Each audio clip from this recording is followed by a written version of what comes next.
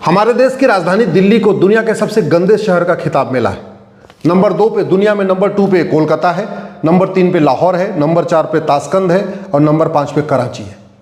अगर भारत के अंदर देखें तो भारत के अंदर जो सबसे 5 गंदे शहर हैं वो है मिलेनियम सिटी गुड़गांव, फरीदाबाद, गाजियाबाद, नोएडा और ग्रेटर नोएडा। इसका मतलब ये हुआ कि दिल्ली और एनसीआर दुनिया का सबसे पोल्यूटेड इस समय स्थान बना हुआ है। यहाँ लोगों को सांस लेने में दिक्कत हो रही है, आंखों में बार बार जलन हो रही है, मुंह खोलते हैं तो अंदर धूल जा रही है, घर के बाहर बालकनी में पूरी धूल की एक परत बन गई है।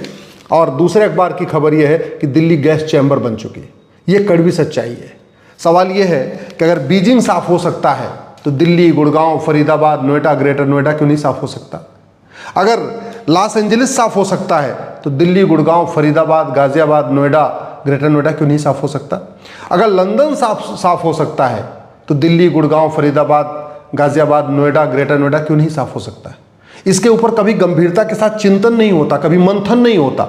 न संसद में चर्चा होती है, न विधानसभा में चर्चा होती है। और दुर्भाग्य यह है कि खबर पालिका में भी चर्चा नहीं होती। कभी सोशल में, कभी समाज, हमारे जो न्यूज चैनल हैं शाम को दुनिया भर की बहस करते, कभी इस पोल्यूशन के ऊपर चर्चा ही नहीं करते। आज की डेट में हम जो दिल्ली में रहते हैं, हम लोगों की एवरेज एज 12 साल कम हो चुकी है। 80 के ऊपर दिल्ली में कोई जा ही नहीं रहा। इस air pollution, water pollution, noise pollution के कारण अस्थमा बढ़ रहा है, फेफड़े की बीमारियां बढ़ रही हैं, लीवर की बीमारियां बढ़ रही हैं, कैंसर की बीमारियां बढ़ रही हैं, हार्ट अटैक बढ़ रहा है, दिल्ली में नपुंसकता बढ़ रही है, दिल्ली में बाझपन बढ़ रहा है, दिल्ली में किडनी की समस्याएं बढ़ रही हैं, स्किन डिजीज बढ़ रही है। आज की डेट में हम लोगों को दिल्ली में न शुद्ध हवा मिल पा रही है, न शुद्ध पानी मिल पा रहा है, न शुद्ध सब्जी मिल पा रही है, न शुद्ध फल मिल पा रहा है, न शुद्ध जूस मिल पा रहा है। कुछ भी शुद्ध नहीं मिल पा रहा है। न शुद्ध दूध मिल पा रहा है, न शुद्ध दही मिल पा रहा है, न शुद्ध घी मिल पा रहा है, न कायदे से एक रहने के लिए साफ जगह मिल पा रही है। ये है हमारे देश की राजधानी का हाल। लेकिन इसके ऊपर चिंतन जैसे होना चाहिए, जिस सीरियसनेस के साथ काम होना चाहिए, वो नहीं हो रहा है। कुछ लोग कहते हैं पटाखों के कारण हो गया। चलो ठीक है, पटाखों के कारण हो गया, तो पटाखे कैसे इसको रोका जाए, इसके ऊपर भी चिंता नहीं। दिल्ली एनसीआर में जो बच्चों के सिलेबस में, जो बच्चों के करिकुलम में अगर हमने air pollution, water pollution, noise pollution, land pollution के ऊपर एक चैप्टर डाल दिया होता तो बच्चे खुद ही पढ़ के समझदार हो जाते, खुद ही कहते अपने माता पिता से कि हमको पटाखे नहीं जलाना। हमने वो काम नहीं किया। हमने या तो बैन किया या तो बैन हटाया। लेकिन इस पटाखे का क्या परिणाम होता है, इसके ऊपर हमने न सिलेबस में डाला, न करिकुलम में डाला, न ढंग से सोशल मीडिया पे चर्चा किया, न ढंग से हमने इस पे संसद में चर्चा किया, न ढंग से हमने विधानसभा में चर्चा किया। हाँ, पटाखे के ऊपर तू मैं हुआ है, पटाखे के ऊपर आरोप प्रत्यारोप हुआ है, नूरा कुश्ती हुई है, बतौलेबाजी हुई है, पटाखे के ऊपर एक दूसरे के ऊपर वॉर हुआ है। लेकिन पटाखे का कितना परिणाम है, पटाखे का कितना प्रभाव पड़ रहा है दिल्ली एनसीआर के ऊपर, इस पर चर्चा नहीं हो रही है। और नतीजा ये है, बुजुर्ग भी परेशान, जवान भी परेशान, बच्चे भी परेशान, महिलाएं भी परेशान, पुरुष भी परेशान, सब लोग परेशान हैं। कहते नहीं, एक अनार और 100 बीमार, यही हालत हो गई है हमारे दिल्ली की। तो सब लोग पूरी दुनिया, पूरे भारत से दिल्ली चले आ रहे हैं। बंगाल वाले भी दिल्ली पलायन कर रहे हैं, बिहार वाले भी दिल्ली पलायन कर रहे हैं, यूपी के लोग भी दिल्ली पलायन कर रहे हैं, गुजरात हो, चाहे पंजाब हो, चाहे हरियाणा हो, चाहे सब लोग दिल्ली ही आके बसना चाहते हैं। और दिल्ली है छोटा सा। दिल्ली एनसीआर को जगह तो नहीं बढ़ रही है, हाँ लोग बढ़ रहे हैं। अगर लोग बढ़ रहे हैं और जगह उतनी है तो समस्याएं तो बढ़ेंगी।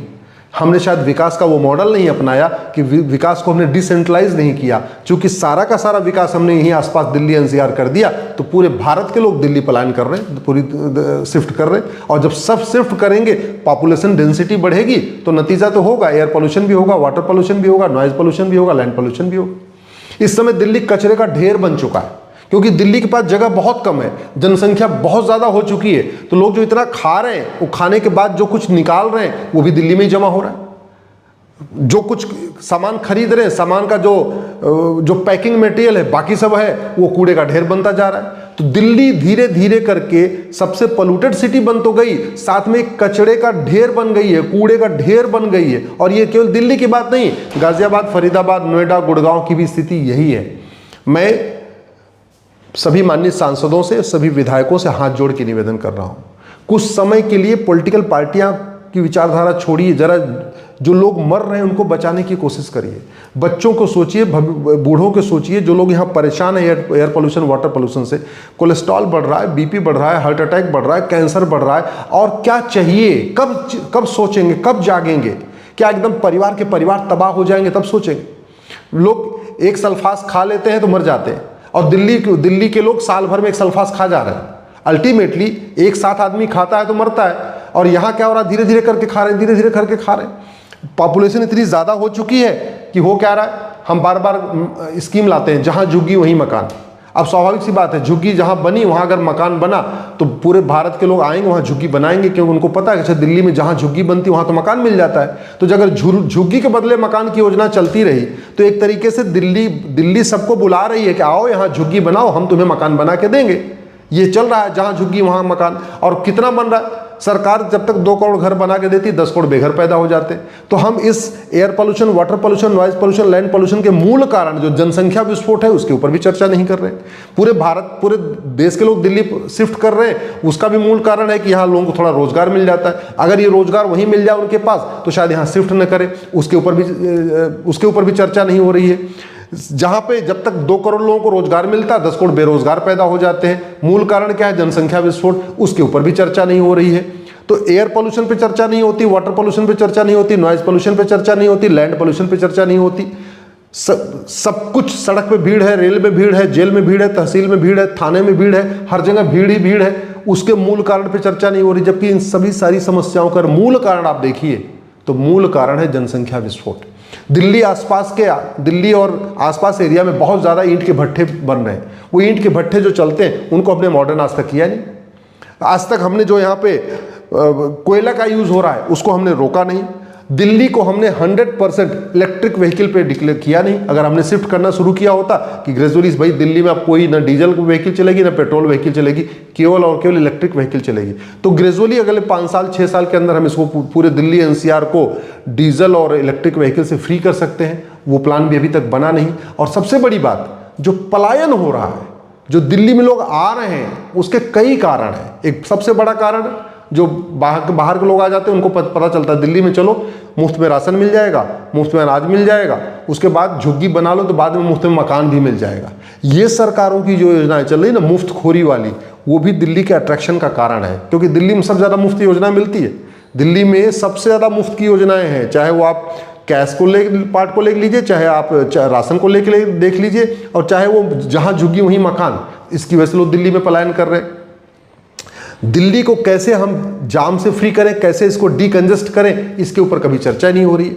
तो हो क्या रहा है? दिल्ली में डेंसिटी बढ़ती जा रही है, डेंसिटी बढ़ती जा रही है। अब जो लोग दिल्ली में आ जाएंगे, झुग्गी बनाएंगे, तो झुग्गी के बदले मकान बनाना पड़ेगा। जब मकान बनाएंगे तो जब कंस्ट्रक्शन होगा तो धूल भी उड़ेगी, बालू भी उड़ेगी। कंस्ट्रक्शन होगा तो ईंट आएगी, ईंट के लिए ईंट कहाँ से मिलेगी? स्वाभाविक सी बात है, एनसीआर में मिलेगी, बागपत में मिलेगी, मेरठ में मिलेगी, सोनीपत मिलेगी, पानीपत मिलेगी, फरीदाबाद गुड़गांव से आएगी, तो वहाँ भट्ठे बनेंगे। अब चूंकि दिल्ली में इतने मकान बन रहे हैं, उसके कारण दिल्ली के आसपास ईंट के भट्ठे खूब बन गए। अब ईंट के भट्ठे खूब बन गए तो उनका जो धुआं निकल रहा है वो धुआं इकट्ठा होकर दिल्ली के ऊपर मंडरा रहा है, और नतीजा क्या है? दिल्ली में लोग मर रहे हैं। ऐसा नहीं केवल गरीब मर रहे हैं, अमीर भी मर रहे हैं। ऐसा नहीं कि केवल सामान्य व्यक्ति परेशान है। दिल्ली के जज भी परेशान है, दिल्ली के सांसद भी परेशान है, दिल्ली के विधायक भी परेशान है, दिल्ली के मंत्री भी परेशान है। सुप्रीम कोर्ट ने पटाखे पे रोक लगाई, उसको एक नया एंगल दे दिया गया। पटाखे बनाने वाले, पटाखे से क्या फायदा होता है, क्या दिवाली का कनेक्शन है, आज तक समझ में नहीं आया।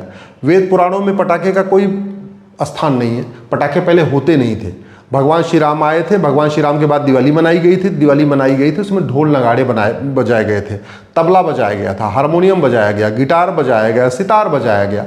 लोगों ने अपनी खुशी व्यक्त की। पटाखे फोड़ के कोई खुशी व्यक्त नहीं किया था, ढोल नगाड़े बजा के अपनी खुशी व्यक्त किया था। तो या तो समय आ गया है कि हम इस पूरे, अगर लगता है कि नहीं पटाखे से ही पूरा पोल्यूशन है, तो भैया वो भी एक बार नाप के देख ले। लेकिन दिवाली पे पटाखा तो एक दिन बजता है, और दिल्ली तो पूरे साल एक तरीके से गैस चैम्बर बना रहता है। अलग बात है कि दिवाली के दिन थोड़ा ज़्यादा हो जाता है, अदरवाइज 15 दिन पहले दिवाली, दशहरे में भी दिल्ली गैस चैम्बर बनी हुई थी। अभी अगले 20 दिन के बाद भी गैस चैम्बर बनी रहेगी। इस गैस चैम्बर का निदान करना ज़रूरी है। अगर दुनिया के कई देश साफ़ हो सकते हैं तो दिल्ली, गाज़ियाबाद, फरीदाबाद, गुड़गांव, नोएडा, ग्रेटर नोएडा भी साफ़ हो सकता है। लेकिन वो तभी होगा जब ईमानदारी के साथ, अच्छे मन से इसके ऊपर, समस्या के ऊपर चर्चा करें, उसका मूल कारण ढूंढें, उसका अस्थायी समाधान करें। अगर जब तक वोटों की राजनीति चलेगी, जब तक तू मैं होगा, आरोप प्रत्यारोप होगा, नूरा कुश्ती होगी, बतौलेबाजी होगी, तब तक दिल्ली साफ नहीं होगी। और दिल्ली साफ नहीं होगी तो बीमारियां ऐसे ही बढ़ती जाएंगी और आम जनता यहाँ पे मरती रहेगी।